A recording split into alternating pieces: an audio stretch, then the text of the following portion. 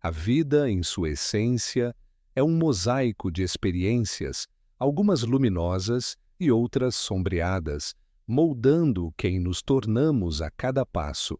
Para mim, a paisagem pessoal foi dramaticamente alterada pela chegada implacável da síndrome do pânico. Não se trata de uma fraqueza momentânea ou de um nervosismo passageiro.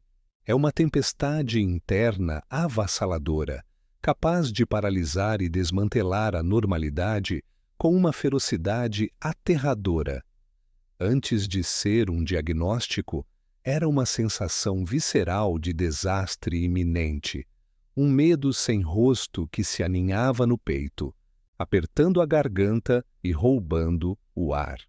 As primeiras manifestações foram sutis, quase imperceptíveis, atribuídas a estresse excessivo, noites mal dormidas ou simplesmente a uma fase mais desafiadora.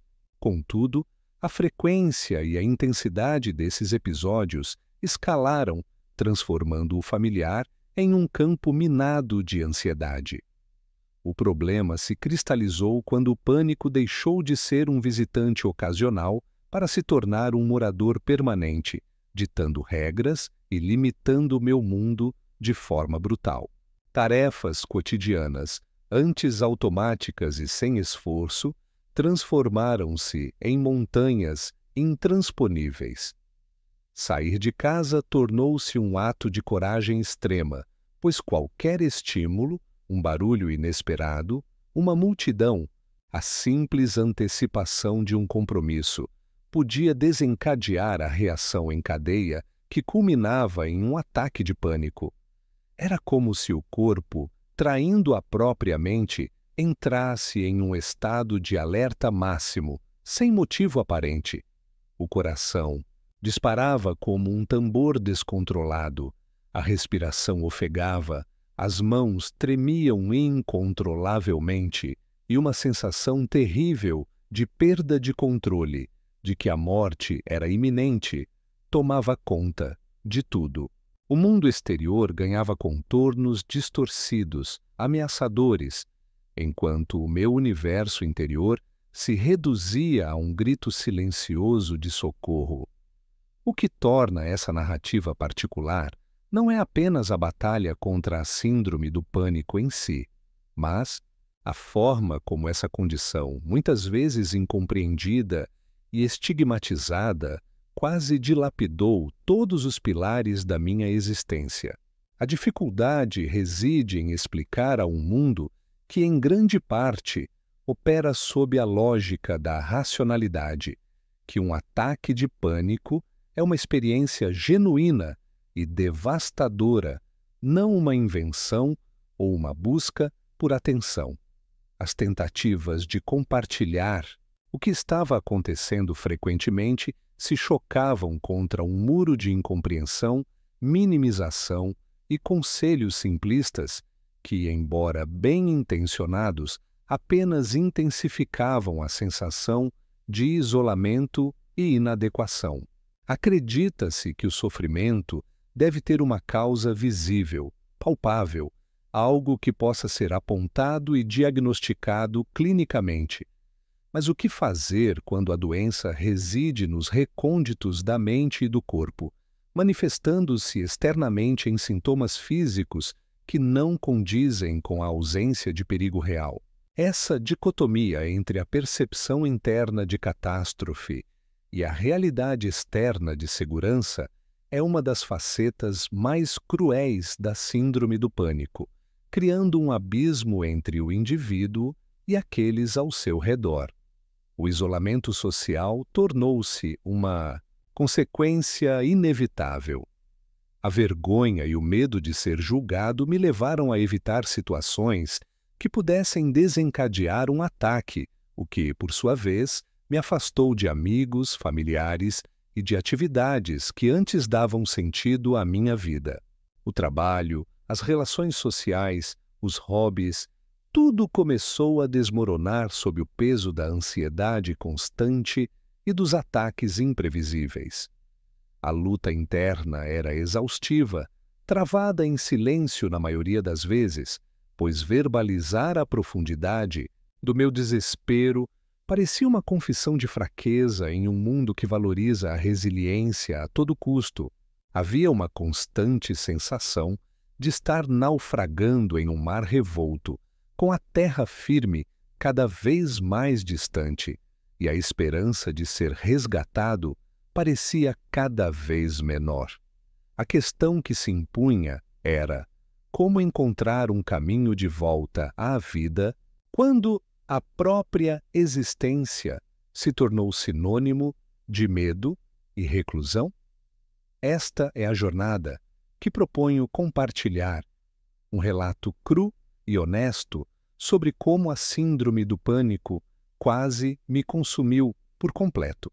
A terapêutica, inicialmente, parecia um labirinto complexo, um campo minado de abordagens e a esperança tênue de encontrar um caminho seguro. A jornada para a recuperação não foi linear, mas sim um serpenteante traçado por tentativas e erros, com momentos de desespero intercalados por lampejos de melhora. O primeiro passo, e talvez o mais intimidador, foi admitir a necessidade de ajuda externa. A resistência inicial em buscar um profissional de saúde mental era um reflexo daquele medo arraigado de ser rotulado, de ser visto como louco ou fraco. No entanto, a gravidade dos sintomas e o impacto devastador em minha vida tornaram a inação insustentável. Foi um ato de coragem, mais do que de resignação, sentar-me naquela poltrona pela primeira vez, pronto para despir a alma perante um estranho. A confiança, construída lentamente através de sessões regulares, tornou-se o alicerce para desvendar as raízes mais profundas da ansiedade. O cerne do tratamento psicoterapêutico, para mim, residiu no aprendizado de técnicas específicas para gerenciar as crises. A reestruturação cognitiva, por exemplo, tornou-se uma ferramenta poderosa contra os pensamentos catastróficos que dominavam meus ataques. Não se tratava de negar a realidade, mas de desafiar a validade das interpretações distorcidas que meu cérebro ansioso construía. Por exemplo, em vez de sucumbir à certeza de um ataque cardíaco quando o peito apertava, eu aprendi a questionar. Essa sensação é desagradável, mas é realmente perigosa?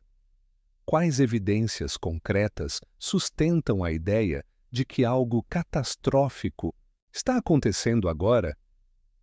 Essa prática, inicialmente árdua, gradualmente reprogramou minhas respostas automáticas ao medo. Outro aspecto fundamental foi a exposição gradual ao que eu temia.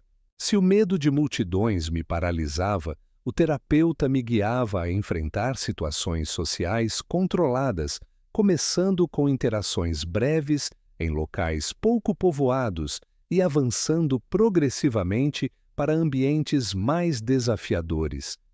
Essa dessensibilização sistemática, embora assustadora em sua concepção, mostrou-se surpreendentemente eficaz em reduzir a intensidade das reações de pânico. Ademais, a compreensão de que a síndrome do pânico não era uma falha de caráter, mas uma condição neurobiológica foi libertadora. Entender a química cerebral, os gatilhos fisiológicos e os padrões de pensamento disfuncionais que alimentavam os ataques removeu a culpa e a vergonha que me oprimiam. Essa perspectiva científica, aliada ao apoio empático do profissionalismo, me permitiu encarar a condição com uma objetividade necessária para o combate. Descobri que a ansiedade é, em si, um mecanismo de sobrevivência e que, em transtornos como o pânico, esse sistema de alarme se torna hipersensível disparando em momentos inadequados. Consequentemente, o foco do tratamento passou a ser o reajuste desse sistema, não a sua eliminação completa. Essa distinção é crucial. A meta não era viver sem sentir ansiedade, o que é impossível e indesejável, mas sim impedir que a ansiedade controlasse minha vida. Por outro lado, a farmacoterapia apresentou-se como um complemento importante a essa abordagem. A medicação, cuidadosamente prescrita, atuou como um estabilizador, aliviando os sintomas mais agudos e permitindo que as terapias psicológicas tivessem maior efeito.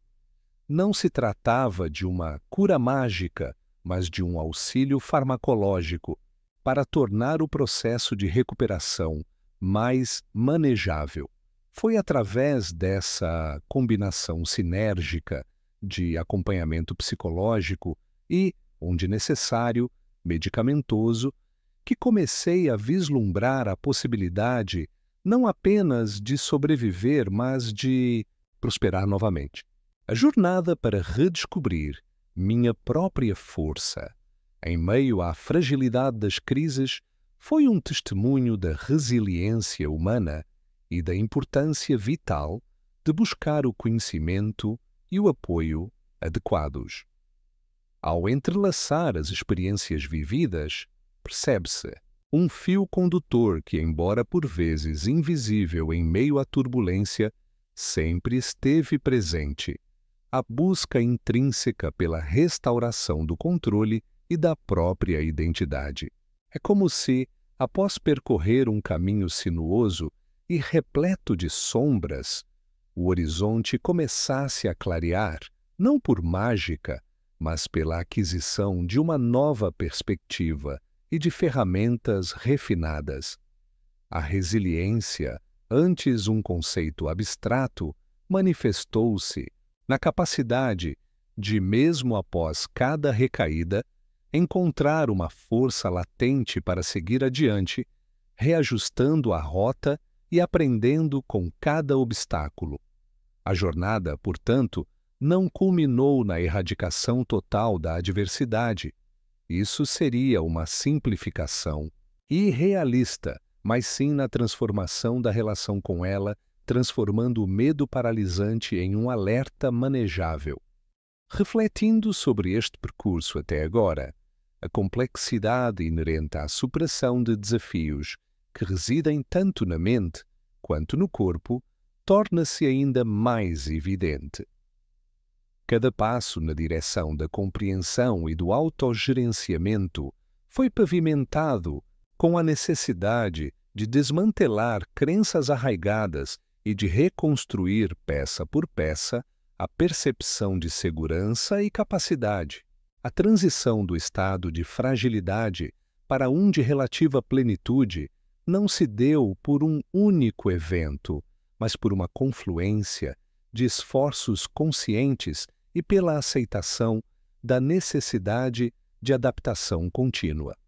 Conceitualmente, podemos vislumbrar esse processo como a navegação através de um oceano agitado, onde o objetivo final não é secar o mar, mas aprender a navegar com habilidade, utilizando as próprias correntes e ventos para alcançar um porto seguro e, mais importante, para redescobrir a beleza do horizonte. Neste ponto do relato, a convergência das lutas individuais e das estratégias de enfrentamento nos convida a considerar o significado mais profundo da autoconsciência e da busca por auxílio. A experiência coletiva de desafios semelhantes, mesmo que vivida em solidão, aponta para a universalidade da busca por equilíbrio e bem-estar.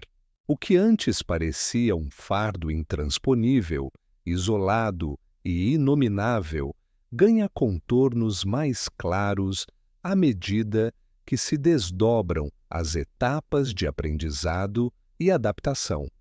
É como se, ao juntar os fragmentos espalhados de uma experiência complexa, emergisse uma tapeçaria coesa, revelando a força intrínseca do espírito humano em sua capacidade de adaptação e superação. A antecipação para a etapa final se constrói sobre essa nova compreensão, um convite à reflexão sobre o legado dessa jornada e o futuro que se descortina.